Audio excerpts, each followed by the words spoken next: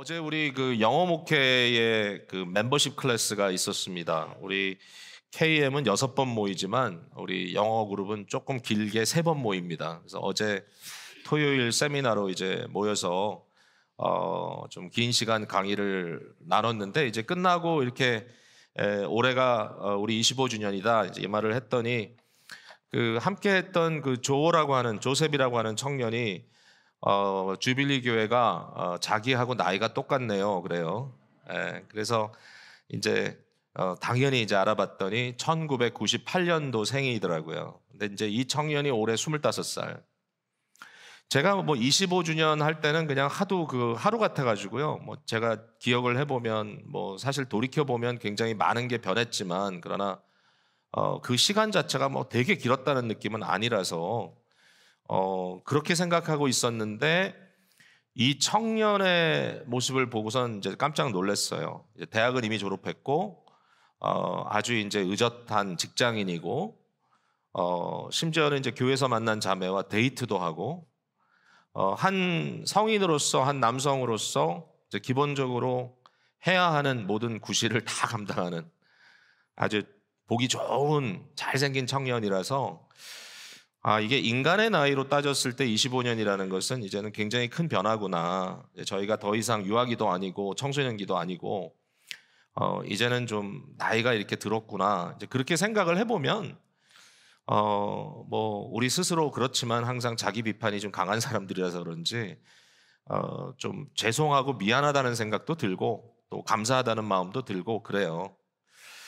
제가 우리 첫사랑반을 할 때 첫날 기쁨의 교회 이야기를 나누면서 25년 전에 교회를 개척했을 때 어떤 마음으로 개척했는지 말씀을 드리면 대강 뭐 이런 얘기입니다. 뭐 저희가 시작할 때부터 이민교회 역사에 청년 중심 교회라든지 장년 중심 교회보다는 전 연령대가 함께 모일 수 있는 인터제너레이셔널 미니스트리 다세대 교회였으면 좋겠다라는 마음이 있었다든지 또 개혁주의 신앙과 개혁주의의 신학에 좀 정통한 교회였으면 좋겠다. 죄에 대한 다룸이 깊고 그러나 하나님의 은혜 또 영광 하나님의 거룩함에 대한 이해가 높고 이 깊은 거리감 속에 오직 하나님의 위대하신 은혜만이 우리를 구원해낼 수 있다라고 하는 확고한 이 하나님의 주권적 복음 그게 좀 잘 이해되고 너무 쉽게 믿고 쉽게 포기하는 그런 신앙이 아니라 또는 그냥 인생의 풍요를 추구하는 그런 기복 신앙이 아니라 하나님의 나라의 백성으로서 이 세상에 파송된 세상에 속하지 않았지만 그러나 세상 안에 있는 그냥 있는 게 아니라 세상과 타협하는 게 아니라 하나님의 나라의 대사들로서 이미 우리가 현재 진행형으로 받아들인 복음의 가치를 살아내는 그러한 사람들의 교회. 뭐 이런 이야기를 이제 쭉 하잖아요. 그러니까 아마 이런 게 여러분께 생소치 않을 겁니다. 왜냐하면 이제 자꾸 하는 얘기니까요. 그러면 이런 얘기를 하실 때가 있어요. 그렇게 의도했기 때문에 오늘날 기쁨의 교회가 그래도 이런 모습을 갖추고 있구나. 뭐 그게 느껴지는 부분이 있긴 있어요. 예를 들어서 뭐 오늘도 2부 예배 때 오늘 3부도 물론 그렇지만 우리 대부분 이제 좀 젊은 가정, EM, KM 같이 있고 오늘 같이 연합으로 드렸는데 아이들 뭐 그냥 좀 바글바글 이렇게 같이 모여 있는 모습을 보고 말씀을 같이 전할 때 눈이 반짝반짝한 그 모습을 보면 감동이 있잖아요. 정말 하나님이 은혜 주셨구나. 근데 이제 그때 제가 조금 어제 이 말씀을 준비하면서 마음에 오는 생각은 혹시라도 오해는 말자. 그러니까 뭔가 좋은 생각을 했고 그 생각대로 뭔가를 실행을 했고 그래서 결과적으로 노력해서 이렇게 좋은 모습이 됐다 이렇게 생각할 수가 없구나. 왜냐하면 이제 돌이켜 보면 그 좀 부끄러운 일도 많고 제 개인적인 의미에서 아마 여러분이 아는 것 모르는 것 이제 저라는 어떤 사역자나 또 우리 함께 교회 이 모든 일들을 일구어 나가신 분들이 완벽한 분들이 아니기 때문에 또 사실상 우리 한 가정의 단위로 놓고 봤을 때 얼마나 신앙의 전수가 잘 되고 있는지 뭐 이런 여러 가지 고민들을 복합적으로 생각할 때 오늘날 이 모습이 절대로 우리의 어떤 목적지향적 아주 훌륭한 사역을 해냈기 때문에 됐다고 얘기할 수는 없다. 하나님의 은혜구나.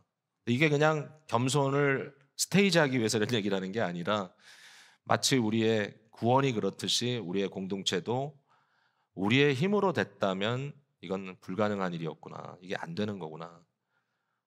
뭐 다른 교회는 그렇게 하고 싶지 않아서 그렇게 안 됐겠어요? 그러니까 이게 정말 하나님께서 하신 일이다라고 하는 그 하나님의 주권이 어제 이 말씀을 좀 준비해 나가면서 좀 깊숙이 느껴졌어요. 구원의 비밀이 그런 거다. 그러니까 만약에 저와 여러분 중에 우리 자신들을 평가할 때, 자, 내가 1세로서 참 어렵게 이민생활을 했어. 내가 이제는 정말 힘든 비즈니스 다 하고 오늘까지 이렇게 살았고 이제는 은퇴를 했든지 은퇴를 앞두고 있든지 지금 이 정도 단계에 왔고 나는 비교적 편안하게 서버브에서 집을 갖고 살아가고 있고 우리 자녀들도 버젓이 다 양육했고 잘했다. 난 참 잘했다.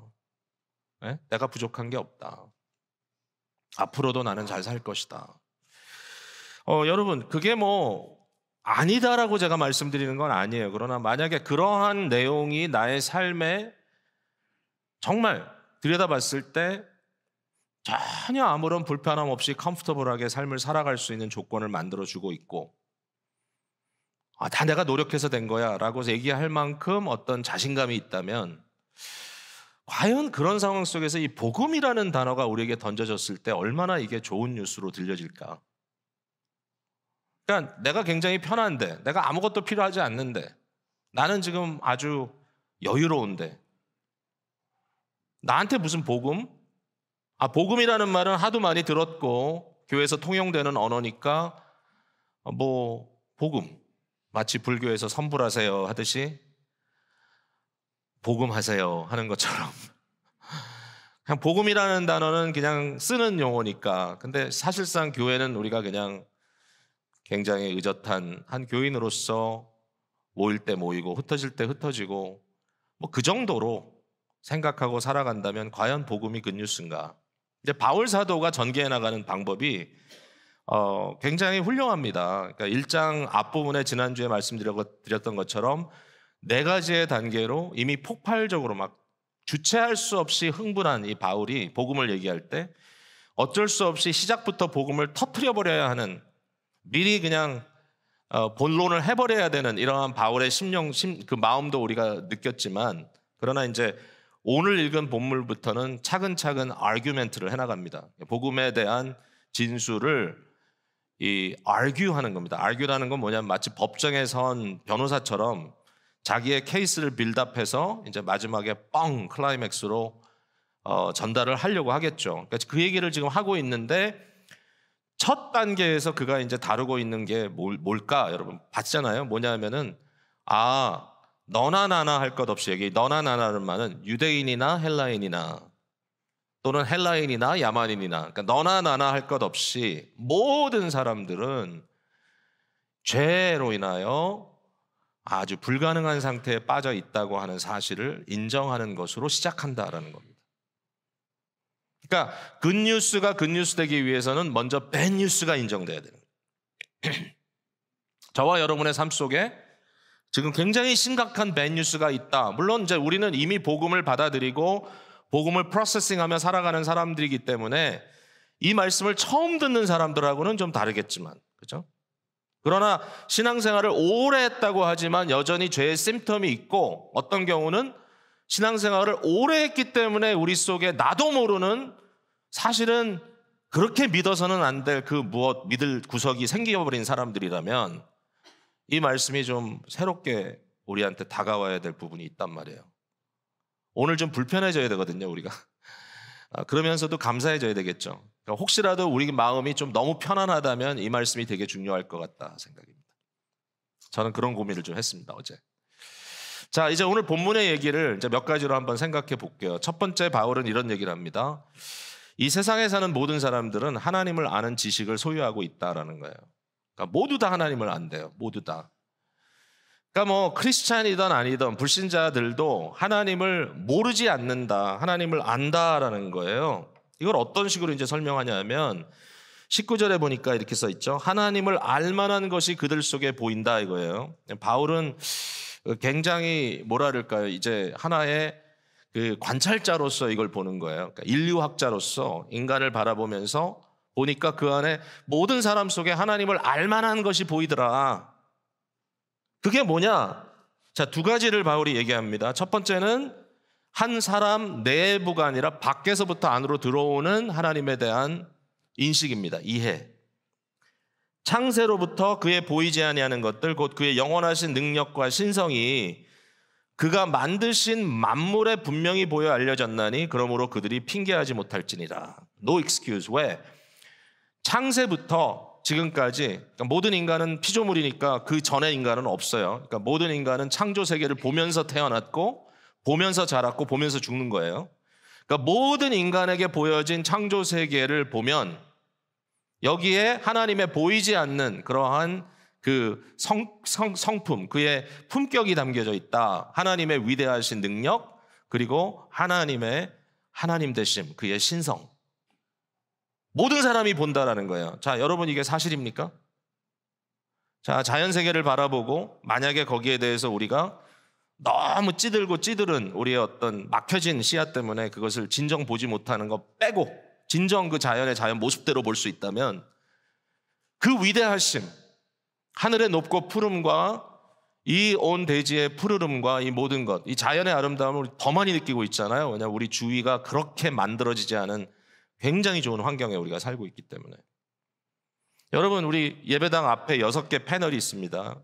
이 6개가 뭐냐면요, 우리 이거 예배당 이 꾸미면서 제가 이렇게 주문했거든요. 6일의 창조를 6 days of creation을 여기다가 좀 한번 만들어 봐라. 그랬더니 건축 전공한 자매가 이거를 디자인을 한 거예요. 좀 추상적이긴 하지만 이 내용 속에 6일의 그 창조가 들어가 있어요. 왜 그렇게 했냐면은 우린 6일 동안 세상으로 파송되어서 주께서 맡기신 일들을 감당하지만 주님의 날, 거룩한 안식의 날에 우리가 함께 모여 6일 동안 했던 우리의 모든 수고를 주께 드린다. 이제 이런 의미예요. 그래서 뭐 그냥 우리 이미지죠. 우리 교회 보면 딱 저게 딱 눈에 들어오죠. 6 days. 근데 여기에 하나님의 피조 세계의 그 아름다움이 있다는 거예요. 여러분, 이 유리 밖에 세상을 보십시오. 오늘은 또 더군다나 야외에 이렇게 텐트 치고 이렇게 좀 기분 좋게 피크닉 하듯이 모이는데 그 주위의 환경에 오늘 참 따뜻한 그러나 덥지 않은 후덥지근하지 않은 아주 신선한 그런 바람이 살살 부는 날 파란 자연을 보면서 계절이 바뀌는 이 모습 속에 아니 어느 누가 이걸 가지고 아무것도 아니네 그러겠어요? 이거 인간이 지키지도 못해요. 인간의 힘으로는 이 컬러지를.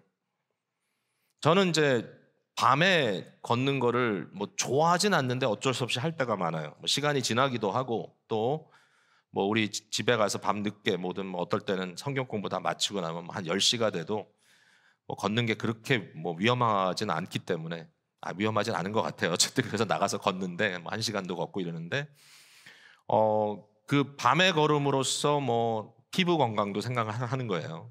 또 이게 선스팟이 많이 생겨서. 근데 그 나가서 걸을 때 맑은 날 하늘을 바라보잖아요. 그 밤에 맑을 때 하늘을 보는 것 여러분 대단합니다. 근데 그 늦은 시간에 주위가 아직 불이 밝혀 있는데도 별이 참 많아요. 근데 보름달이 떴다든지 또 그날따라 그 항성들이 보이고 목성, 토성 이런 것들이 어느 위치에서 다른 별들보다 크게 빛나고 있고 또 멀디 먼 별들로부터 오는 그 세미한 그 반짝반짝거리는 빛이 오는 그 광경을 보면서 이 광활한 우주 속에 저는 숫자로 측정할 능력이 없어요. 아마 이건 이제 뭐 이걸 연구하는 분들이 있다면 과학자들이 있다면 아마 더 숫자를 여기다 들여다 놓으면 이거 말도 안 되는 숫자들이 나오겠죠. 여기에 빛이 여러분 딱 오는 게 아니잖아요. 그 긴 시간을 여행해서 우리까지 오는 앞으로도 또 드러날 만한 별들, 새롭게 우리에게 다가올 빛들 이런 것들이 있을 텐데 이 광활한 우주 물론 거기에 비해서 나라는 존재가 굉장히 좀 뭔가 이렇게 가끔 좀 이상하게도 느껴지고 막 신비하게도 느껴지고 막 당혹스럽기도 하고 내가 의식을 가진 존재로서 지금 걷고 있고 나라는 존재가 느껴지고, 여러분 내가 나를 의식할 때 느껴지는 그 섬찟함이 있잖아요. 이런 것들과 함께 그 순간에 그 원대함 앞에 섰을 때 한 인간으로서 도대체 이걸 창조한 하나님이 어떤 분일까? 그러니까 제가 주일날 하나님에 대해서 이야기를 하지만 택도 없이 부족하다, 이 하나님에 대한 이야기가. 이게 모든 인간들이 이것을 안다라는 거예요. 모든 인간이 이걸 안다. 또 어떻게 하나님을 아냐면요, 이제 외부로부터 들어오는 것뿐만 아니라 이 속 때문에 알아요. 내부로 알아요. 이제 우리가 2장에서 읽었어요.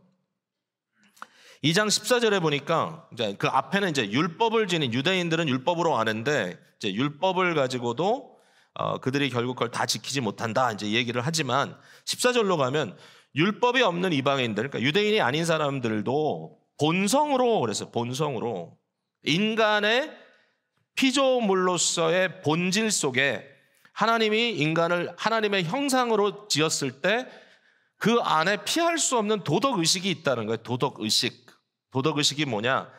내가 내 마음대로 살면 안 된다라는 생각입니다. 옳고 그름에 대한 어떤 기준이 있다는 것을 안다라는 거예요. 이게 내가 만들어낸 게 아니구나. 여기 보니까 본성으로 율법의 일을 행할 때는 이 사람은 율법이 없어도 자기가 자기에게 율법이 되나니, 이런 이들은 그 양심이 증거가 되어 그 생각들이 서로 혹은 고발하며 혹은 변명하여 그 마음에 새긴 율법의 행위를 나타낸다. 여러 가지로 설명하고 있어요. 그죠? 본성, 양심, 마음에 새겨진 율법, 이런 것들이 피조물이기 때문에 모든 인간들에게는 있다라는 거예요. 자, 어떤 사람은 오늘날 그럴 거예요. 절대적인 선과 악이 어디 있어? 다 상대적인 거고 내가 만드는 거지, 아니면 상황적인 윤리지. 여러분, 그것도 충분히 아르규할 수 있어요. 왜냐하면 상황 윤리라고 했을 때 이 상황은 이렇기 때문에 이렇게 판단하는 게 옳다라고 판단하는 그 판단은 어디서부터 시작되는 거예요? 그것도 기준이 필요하다는 거예요. 그러니까 기준을 피할 수가 없어요. 아무리 우리가 자기중심적으로 하려고 해도 뭔가 기준이 있어요. 그 기준이 누구냐? 자기 자신이라고요? 아니요. 자기 자신을 초월하는 기준이 분명히 있어요. 내가 감당할 수 없는 기준이. 불신자도 마찬가지라는 거예요. 자, 여러분, 우리 교회도 골프 좋아하는 분들이 좀 많은 것 같아요. 제가 골프 예를 한번 들어볼게요. 골프장에 나갔어요. 근데 여러분이 골프를 칠 때 크리스찬들만 치는 게 아니잖아요. 불신자하고도 치잖아요. 안 만난 친구들하고 치는데 예수 안 믿는 사람이, 이 사람이 딱 쳤는데 공이 잘못 맞아가지고 러프 쪽으로 딱 들어갔는데, 분명히 글로 갔는데 조금 있다 보니까 아주 치기 좋은 쪽에 나와 있단 말이에요, 지금 공이. 그러면 이제 먼저 달려가서 이 사람이 공을 슬쩍 들어가지고 톡 던져놓은 거죠. 또는 아주 잘 만들어진 그린 위에 공이 이렇게 올라간 거는 봤는데 나중에 가보니까 공이 너무 이 홀 옆에 와 있어. 이 사람이 앞으로 먼저 탁 올라가가지고 발로 툭 치고 간 거죠, 앞으로. 그러면 이제 그 사람에게 같이 골프 치는 친구로서 야, 당신 왜 이래? 라고 얘기를 하면 이 사람이 두 가지를 얘기하겠죠. 하나는 나 안 그랬는데? 또는 그래, 했다. 어쩔래? 그러니까 이런 식으로 얘기를 하더라도 피할 수 없는 사실은 뭐냐면 자기가 잘못한 걸 안다는 거예요. 그걸 피할 수 없어요. 그러니까 자기가 잘못한 걸 알기 때문에 찜찜하고, 그거 돈 따먹기 얼마나 한다고. 그것 때문에 내가 인간성에 문제가 있구나. 스스로 하나님께서 그의 양심에 찔림을 줄 거라는 거죠. 그러니까 이제 이게 어쩔 수 없는 신자나 불신자가 공유하고 있는 하나님의 기준, 또 하나님 그 기준, 그러면 기준이라는 것은 항상 초월적인 거기 때문에 결국은 그 기준이 돌멩이겠어요? 그 기준이 나무떼기겠어요? 기준은 결국은 최고의 존재인 인격일 것이고, 그 인격 속에는 절대적인 인격, 즉 하나님이라는 존재가 느껴질 수밖에 없다라는 거잖아요. 그러니까 이게 인간의 본 모습이다. 이걸 피할 수가 없다라고 바울이 얘기합니다. 저는 이게 엄청난 선언이라고 생각해요. 자, 여러분이 불신자와 같이 대화를 나눕니다. 근데 불신자가 여러분에게 이렇게 질문합니다. 너는 왜 믿어? 너는 도대체 그 허황된 것을 어떻게 믿을 수가 있어? 이렇게 질문을 하면 여러분들이 이렇게 쫄아요.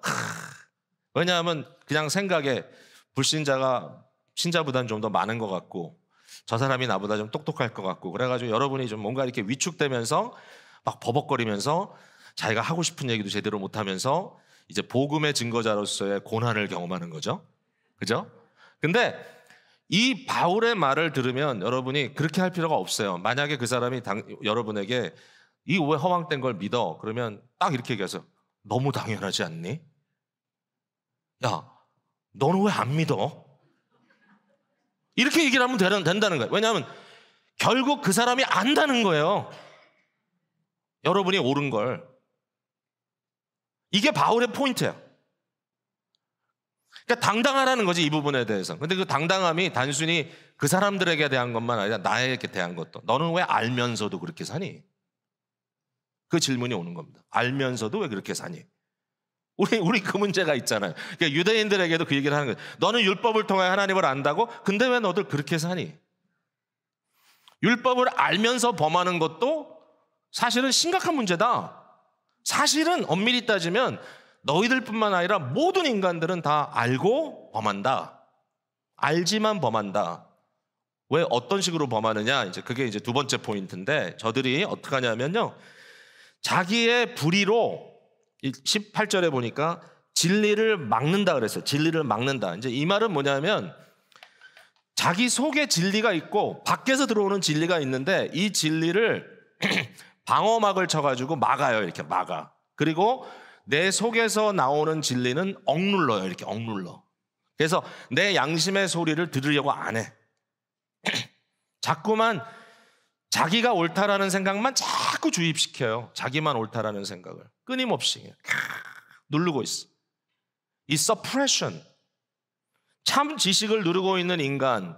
이제 누르다 보니까 이제 어떤 문제가 생기냐 하면은 여러 가지가 생기는데 21절에 보면 이렇게 돼 있어요.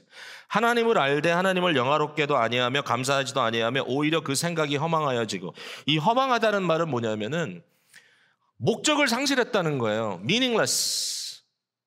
결국은 우리의 진정한 기준이 되시고 우리의 목적이 되시고 우리의 동기가 되시는 여러분 우리의 윤리를 얘기할 때는 이 세 가지가 중요한 겁니다. 스탠다드가 있고요. 그 다음에 고울이 있고요. 목적이 있고 그 다음에 동기, 모티브가 있습니다. 네? 아무리 좋은 일을 하는 것 같아도 그 동기가 삐뚤어졌으면 그것은 궁극적으로 선한 일이 아니잖아요. 윤리를 판단할 때는 이 세 가지로 판단하거든요. 근데 그들의 마음속에 하나님을 알지만 그러나 그들의 마음에 목적을 상실했다는 거예요. 고울을. 허망해졌어요. meaningless. 헛되니 모든 것이 헛되다. 이게 이 사람들의 결론입니다. 그 다음에 두 번째는 미련한 마음이 어두워졌다. 그러니까 마음의 감각이 무뎌지고 마음의 감각이 이제 펑션을 안 하는 거예요. 이런 사람들의 일반적인 상황은 뭐냐면 너무 이제 닳고 달아가지고 웬만한 일을 가지고는 충격조차 받지 않아요. 마음이 아주 그냥 어떨 때는 그냥 편해요. 편한 것 같아. 그냥 어떻게 저 상황에서 저렇게 먹고 마시고 놀 수 있지? 우리가 보기에는 아닌 것 같은데 그래도 그냥 완전히 그냥 철판 깔고 사는 거예요. 무뎌졌어요. 혹시라도 오늘 이 시간에 여러분의 마음에 내가 사실은 영적으로 지금 엄청나게 무뎌져 있는데 내가 사실은 복음에 대한 열정도 다 상실한 지 오래고 내가 예수님 그러면은 뭔지 몰라도 수치스럽고 내가 세상 사람들 앞에서 교회 나간다는 얘기도 아주 사회학적인 방법으로는 얘기할 수 있어도 내 신앙 고백하는 거는 너무 부끄러워서 못하는 그런 존재가 됐는데 여러분 마음 편하시면요. 죄송하지만 이 상태가 조금 찾아온 거예요. 심텀이. 그 다음에 세 번째는 뭐냐면 이런 얘기를 했어요. 스스로 지혜 있다 하나 어리석게 되었다. 스스로 지혜 있다 하나. 이건 뭐냐면 교만과 고집입니다. 교만과 고집. 이 사람들이 이런 식으로 진리를 서프레스하는 거예요. 교만이란 건 뭐예요? 하나님이 제일 싫어하는 죄죠. 결국 내가 다 알아. 나는 알아. 나는 이거 감당할 수 있어. 내 식대로 판단할 거야. 왜 나보러 뭐라 그래? 근데 봤을 때 아니잖아요. 여러분 가끔 이제 그런 경우 있죠. 누구랑 이렇게 아르규를 하는데 이 아르규가 안 되는 거야. 말도 안 되는 억지를 쓰고 있어 그 사람이. 근데 절대로 자기가 틀리지 않았다고 그냥 뭐 계속 그래요. 물론 이제 사람과 사람이 대화를 할 때는 혹시 내가 잘못 봤나 자꾸 반복해서 나 자신을 확인해야 되는 작업이 있지만 그래도 어떨 때는 너무 또렷한 건데 증거가 다 있는데 이 증거를 보면서도 아니라는 거예요. 아니라는 거. 교만함과 또 뭐죠? 고집불통. 고집불통. 대화가 안 되죠. 아니, 정말 몰라서 그럴까요? 그분들이 정말 판단력이 정말 흐려졌기 때문에 그럴까요? 아니면 이게 죄의 심텀인가요? 이런 걸 바울이 지적합니다. 사람들은 이런 문제 속에 살고 있다. 자, 이러면 세 번째로 하나님은 이걸 어떻게 다루시느냐 했을 때 관찰을 한 거예요. 너무나 많은 사람들을 보니까 저 사람들이 태평스럽게 인생을 살아가고 있어. 그러면서 하시는 말씀이 바울이 보니까 하나님이 그들의 죄악된, 그들의 미련한, 그들의 허망된, 그들의 이 고집불통인 이 상태로 내버려 두더라. 내버려 두더라. 이게 최고의 최악의 심판이다. 이제 그러면서 이제 여기에 사람이 순리대로 쓰지 아니하고 순리를 역행하는 그러한 모습들. 순리를 역행하면서도 31절, 1장 31절에 2절에 보면 그들이 이 같은 일을 행하는 자는 사형에 해당한다. 이 사형에 해당한다는 말은 죄의 삭은 사망이다. 창세기 3장 이 인간이 범죄하는 그 현실 속에 하나님의 이미 정령 죽으리라라는 판단이 있잖아요. 근데 그걸 다 알아. 그럼에도 불구하고 하나님께서 정하셨지만 자기들만 행할 뿐 아니라 또한 그런 일을 행하는 자를 옳다 한다. 마치 하와가 따먹고 남편에게 준 것처럼. 엊그제 뉴스 보니까 미국에서 어떤 지역인지 모르겠는데 초등학교 퍼블릭 스쿨 초등학교 학생들을 밖으로 내몰아 가지고 동성애를 옹호하는 시위를 하게 만들었어요. 초등학생들을. 그래서 이제 거기 때문에 이제 한판 붙었어요. 찬반이 붙었는데 이제 그걸 반대하는 쪽 입장에서는 어린아이들을 어린 나이부터 브레인워시 시킨다. 정치적인 목적으로. 근데 반대쪽에서는 뭐라 하는지 알아요? 너무 필요한 조기 교육이다. 이렇게. 그러니까 그거를 그냥 그렇게 살아요. 이런 상황 속에서 사람들이 그냥 내버려져 있어. 내버려져. 그리고 자기가 옳다고 주장해. 하나님이 그거를 마치 방치하는 것 같아. 내버려 둔다는 말이 여러 번 나옵니다. 자, 보세요. 24절, 1장 24절. 더러움에 내버려 두사. 그죠? 26절. 그들을 부끄러운 욕심에 내버려 두었으니. 그죠? 28절에 그들의 상실한 마음대로 내버려 두사. 여러분, 부끄러운 욕심에 내버려 둔다, 방치한다. 이게 얼마나 무시무시한 일인지 한번 생각해 보세요. 히브리서 12장에 모든 정상적인 부모는 자식들을 징계한다 그랬어요. 자, 이 자리에 혹시 자식들이 계신데 부모가 징계를 안 해, 나를. 그 섬찟한 느낌이 올 때 있어요. 어떤 느낌이죠? 내가 지금 이렇게 살면 안 되는데, 나 이렇게 살면 안 되는데, 이러다가는 진짜 망하는데, 아니 이미 망했는데, 내가 이 길로 가면 안 되는데, 이건 잘못된 길인데. 근데 가요, 나는 가. 근데 부모가 그걸 봐, 나를. 근데 아무 얘기를 안 해.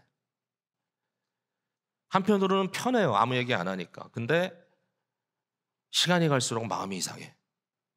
무슨 마음이 들어야 되냐면 그때 히브리서 12장 말씀대로 하면 내가 친아들이 아닌가? 내가 친딸이 아닌가? 내가 사생아인가? 아버지가 밖에서 낳은 아이를 엄마가 지금 키우고 있는 건가? 나를 사실은 미워하나? 그 느낌이 와야 돼. 그게 정상이에요. 여러분, 정상적인 부모가 참 미국이라는 나라가 힘들 때가 있어요. 성인이 되면 건들지도 못할 때도 있으니까. 그러나 그 부모의 마음을 어떻게 억제하겠어요? 만약에 둔탁해진 아이들 때문에 그들의 욕심 때문에 나를 내버려 달라 해서 부모가 내버려 둘 수밖에 없는 상황이라면 최악이다, 최악. 여러분, 사랑하는 성도 여러분, 만약에 오늘 여러분의 파괴되어 가는 그런 상황, 여러분의 교만하고 고집스러운 모습, 여러분의 목적 없는 방황, 둔탁해진 감성, 영적인 무뎌짐, 분명히 여러분들이 이걸 느끼고 있는데도 불구하고 하나님이 가만두네라고 느껴졌을 때 정신이 바짝 들어야 됩니다. 마지막 네 번째 그 말입니다. 이제 이 말만 드리면 말씀 끝내요. 뭐냐면은, 그렇다면 하나님의 가장 위대한 은혜는 나를 그대로 내버려 두시지 않는 은혜다. 나를 내버려 두시지 않는 은혜다. 그냥 렛고 하지 않고 끊임없이 나한테 태클을 거시는 은혜. 여러분, 이거 경험하세요? 예. 주님, 왜 나를 이렇게 힘들게 하세요? 나를 왜 이렇게 고난으로 내모시죠? 하나님, 나를 왜 이렇게 광야로 밀어내시나요? 1년, 2년, 3년 긴 시간이 지나는데도 왜 아직도 해결이 안 되나요? 주님? 왜 이런 문제가 나한테 있는 것이죠? 여러분, 그런 상황에 여러분이 어떻게 반응하냐가 되게 중요합니다. 밤에 자다가 가끔 좀 섬찟한 꿈을 꿀 때가 있습니다. 저도 있어요. 갑자기 한밤중에 벌떡 깼는데 꿈자리가 이상해. 그러면 재수없어. 그리고 또 자는 게 아니라 그 순간에 뭘 하죠? 믿는 사람이니까 잠시 마음을 정리하고 주님 앞에 기도합니다. 주님, 나를 이 밤에 깨워서 왜 기도하게 하시나요? 왜 나를 기도하게 하시나요? 여러분, 어려운 일을 당했을 때 그 일이 나로 하여금 뭔가 내가 잊고 있었던 하나님의 사인을 볼 수 있게 한다면 그건 축복이라는 거죠.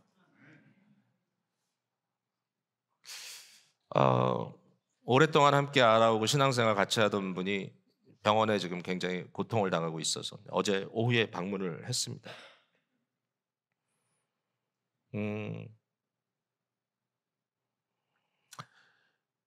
제가 이렇게 가서 처음 말씀 딱 던진 게 뭐냐면, 그 의사가 실수한 거 아니에요? 저는 아직 그 혈기가 있어요. 의사가 실수한 거 아니에요? 그랬더니 이제 그분이 딱 하는 말이, 그런 판단은 쉽게 할 수가 없지.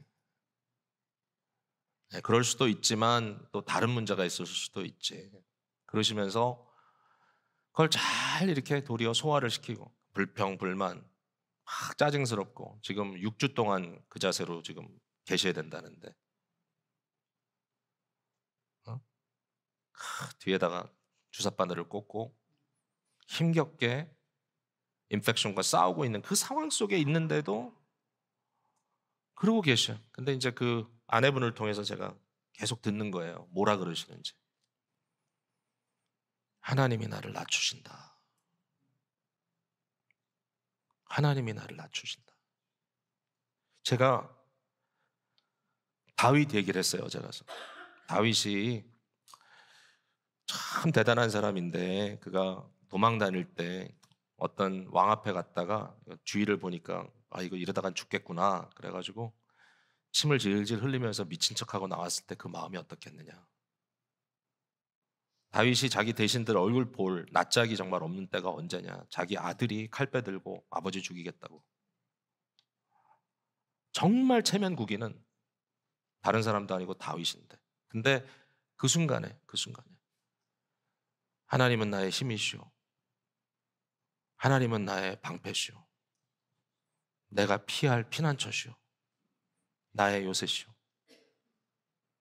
시므이라고 하는 사울의 종자 하나가 나와가지고 막 피난 가는 다윗을 욕을 합니다. 못된 말을 합니다. 아주 피말리는 말을 합니다. 그때 신하 하나 가서 저는 목을 따겠습니다. 그랬더니 다윗이 한 말이 너무 위대하잖아요. 그건 뭐라 그러죠? 혹시 하나님께서 하라고 시켰으면 어떡하냐. 물론 내가 듣고 싶은 얘기 아니야. 잘못된 말이야. 어떤 면에서는 억울해. 그러나 그 말을 하나님이 하라고 시켰으면 어떡하느냐. 그러니까 모든 상황 속에서 끊임없이 나의 안일함을 찔러보시는 하나님의 이 찌르심에 대한 인식을 갖고 살아가는, 그래서 특별히 힘들고 어려울 때, 나의 인생에 태클이 들어올 때, 전혀 예측지 않았던 브레이크가 잡힐 때 하나님 감사합니다. 하나님 감사합니다. 이렇게 고백할 수 있는 믿음을, 또 그 경험을 가지고 있는 것처럼 위대한 일은 없겠구나. 없겠구나. 제가 정말 지금도 기도하는 것은 주여, 제가 어느 순간인지 영적으로 둔해져서 제가 하나님께 정말 못할 마음, 가져서는 안 될 마음을 가지고 존재하고 있을 때 주님 막아서시고 저에게 안타까운 말씀도 해주시고, 정말 내가 받아들이고 싶지 않고 내가 다루고 싶지 않고 대하고 싶지 않은 사람의 목소리를 통해서라도 내 실제 상황에 대해서 바짝 정신 차리도록 주님 역사해 주십시오. 그러면 살겠습니다. 인류 역사가 유유히 흐르고 있는데 그 역사 속에 하나님의 정말 은혜로운 그 개입, 제 영어로는 이렇게 썼어요. gracious, 은혜로운 interruption. 역사를 인터럽트 하시는 하나님의 가장 위대한 인터럽션은 그리스도 예수 사건이었습니다. 예수님께서 그의 살과 피를 흘려주시고 찢겨주시면서 우리의 생각이 세상에 있지 않고 하나님께 있도록 만들어주셨습니다. 오늘 이 거룩하신 주님의 살과 피를 우리가 먹고 마실 때 성도 여러분, 마음에 큰 은혜가 넘치기를 간절히 바랍니다.